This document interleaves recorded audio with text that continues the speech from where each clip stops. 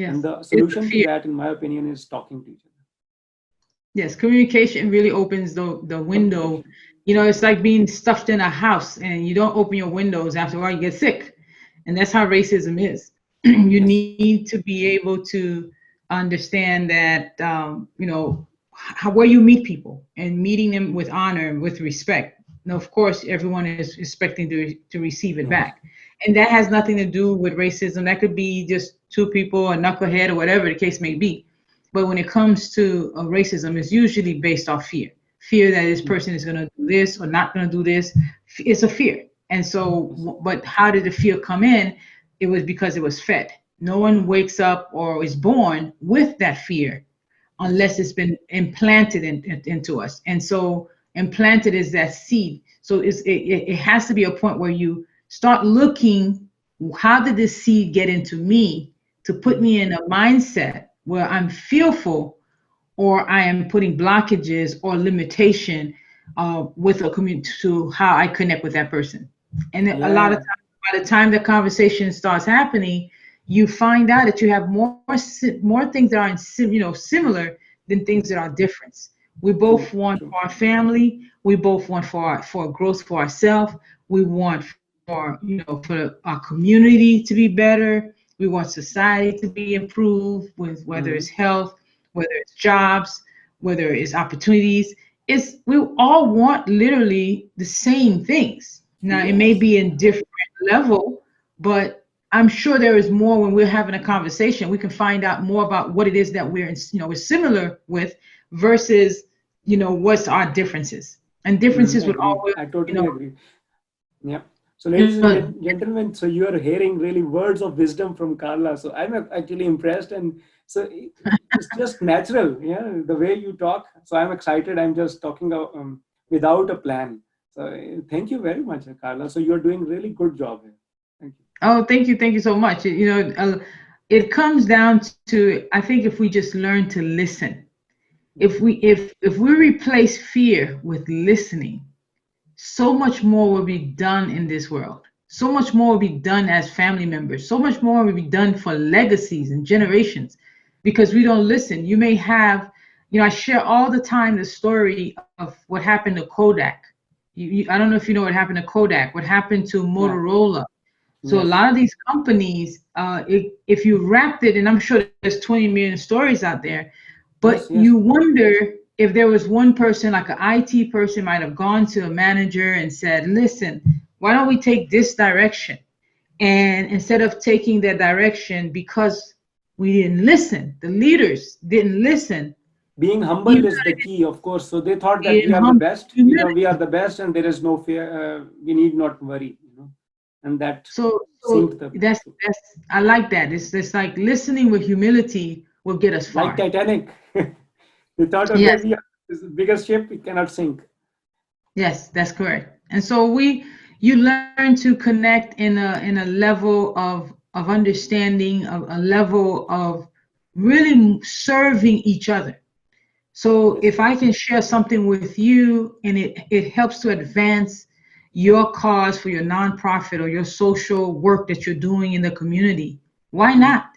If there is something that you can share with me that can help me improve me in how I move as an entrepreneur, why not? I think if we function more in a space of abundance versus a space of fear, space of limited belief, because fear is limited belief. And to be able to know that we are all in this together. At the end of the day, we are all in this together. There's one planet, unless you can take a ship, or take, you're an astronaut and then go to another planet. We're here together. And so if the goal that you're saying is to look out, you're looking out for the people in the community, you never know when one day you may need that person to help you. You never know. You never know. So beautifully summarized this. I want to add this. My one of our friends, a senior, who defined this as finite leadership versus infinite leadership. So finite leadership, he meant is that when we have fear, like you said, and we have fear that others will advance in life and we will be left behind, and in that we have fear, and then we are instead of focusing on development ourselves, we are focusing on trying to push them down. And it's kind of and we cannot really advance in life. But infinite leadership is that we are collectively growing. You know something, you try to help others, and then we try to grow collectively as a society, because our earth is small and we are all evolving. We are all evolving, and we have to grow together.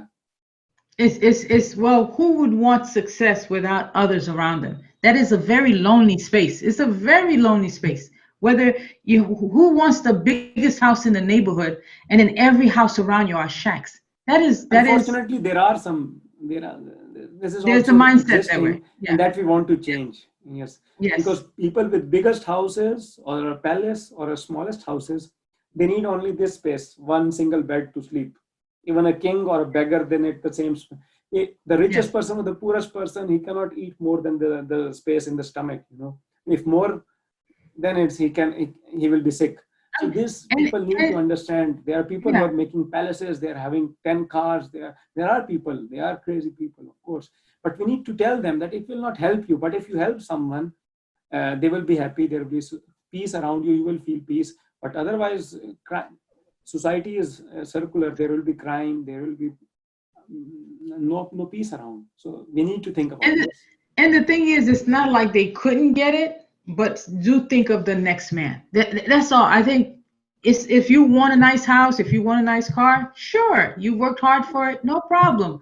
But if you have an extra time or extra support that you can give to another human being, it can only come back and help you tenfold. Period. True. I don't know. There's too many people out there that can say, you know what, I helped, and I did not only did not feel good about it, not only that you feel good about it, but some kind of way you were able to reap some benefits from serving or helping someone in whatever capacity. So I'm just glad that you were able to definitely share a word of positive, of why positivity is so important to our life, why being intentional and serving our next fellow man in life and helping everyone get a better quality life through what it is that we do, and really what we've grown to know that we may call it success, but what you really are doing, Sharique, is called significance.